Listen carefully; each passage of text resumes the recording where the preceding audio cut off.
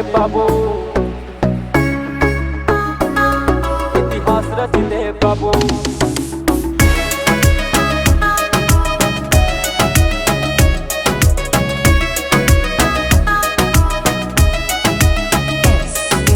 आपन अवधि भरी जवानी बाबू, जज्बा तूफानी बाबू, कौड़ी दूध कौड़ी खातिर छोड़िंदा ना पानी बाबू, छोड़िंदा ना पानी बाबू, हम छोड़िंदा ना पानी बाबू।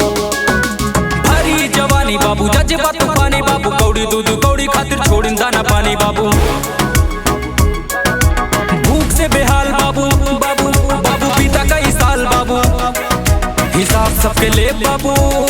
जेका कहा तू गवारा बा, दर दर के ठोकर मारा बा, काम ऐसन करा इतिहास रच दे बाबू,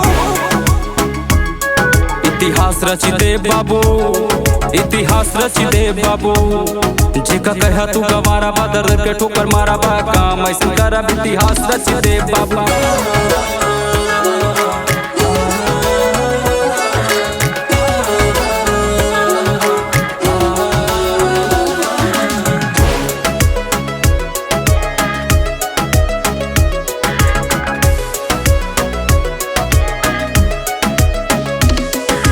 उम्र 10 साल के, जज्बा बेमिसाल के, माई बाप बड़ा करे बा, कैसो पेट पाल के, कैसो पेट पाल के, हाँ कैसो पेट पाल के।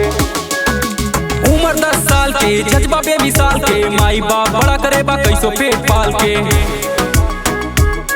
नहीं केहू के मलाल बाबू, बाबू अपना माई के हम लाल बाबू, हिसाब सबके ले बाबू। जेका कहा तू गवारा बा, दर दर के ठोकर मारा बा, काम ऐसन करा इतिहास रच दे बाबू, इतिहास रच दे बाबू, इतिहास रच दे बाबू। जेका कहा तू गवारा बा, दर दर के ठोकर मारा बा, काम ऐसन करा इतिहास रच दे बाबू।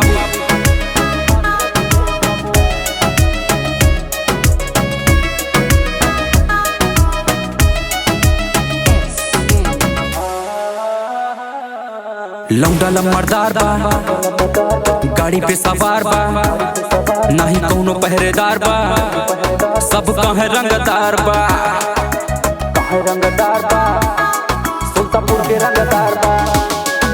लौंडा लम्बरदार बा, गाड़ी पे सवार बा, कौनो पहरेदार बा, कहे रंगदार बा,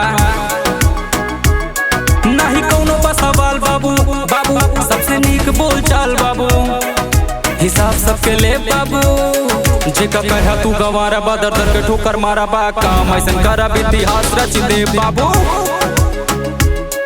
इतिहास रच दे बाबू, इतिहास रच दे बाबू।